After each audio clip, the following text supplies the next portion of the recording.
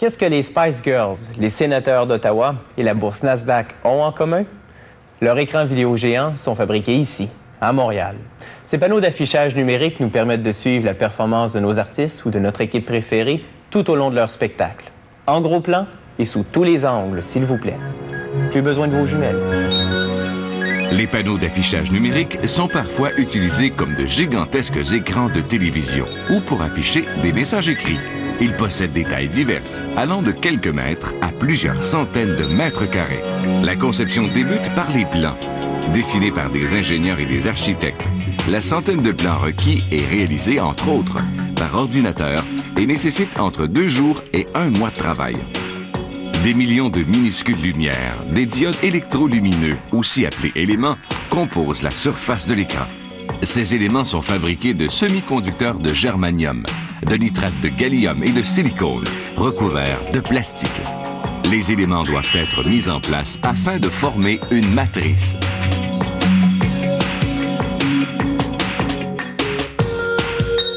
Pour s'illuminer, un élément ne requiert que 10 à 20 mA et possède une durée de vie de 150 000 heures. C'est à l'arrière des matrices qu'on place tous les fils et les différents branchements électriques. Selon la distance à laquelle l'image sera vue, l'espace entre les éléments varie entre 2,5 mm et plusieurs centimètres. Un employé effectue maintenant le branchement des fils électriques. Les fils doivent être solidement connectés pour résister aux secousses générées par le déplacement du panneau. Les matrices doivent fonctionner ensemble, nécessitant des contrôleurs qui envoient les informations d'une matrice à une autre. Chaque groupe de matrices contient donc son contrôleur d'image. Chaque matrice doit être alimentée en électricité et intègre son propre connecteur de 5 volts qui illuminera les éléments. Ces derniers sont rapidement allumés et éteints par modulation. Parfois, les matrices sont fabriquées en 2 morceaux, un supportant les éléments et l'autre possédant les composantes. Dans ce cas, il suffit de réunir les 2 cartes pour établir le contact.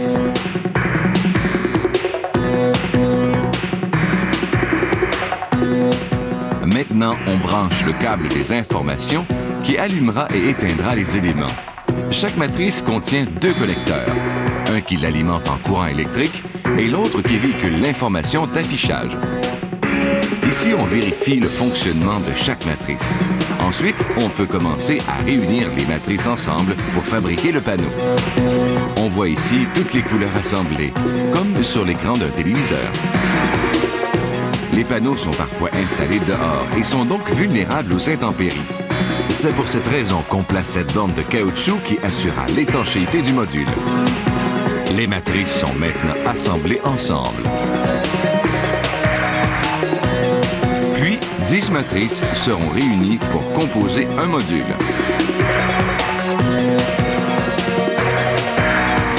À cette étape, on insère le tableau conducteur.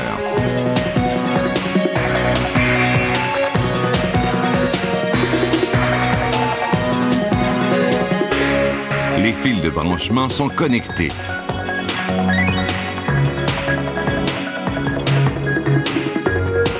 Les éléments nécessitent un courant électrique de très faible tension, soit 5 volts.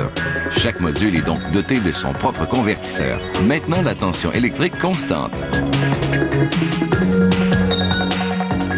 Puis, on assemble tous les modules dans le support du panneau.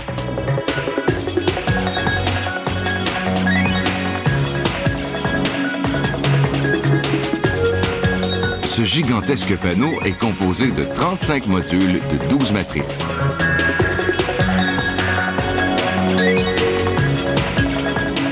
Le panneau est presque terminé. On évalue maintenant la couleur, la luminosité et la résolution de l'écran. Ce panneau, fait de 120 000 diodes électrolumineux, a nécessité près de 3 mois de travail.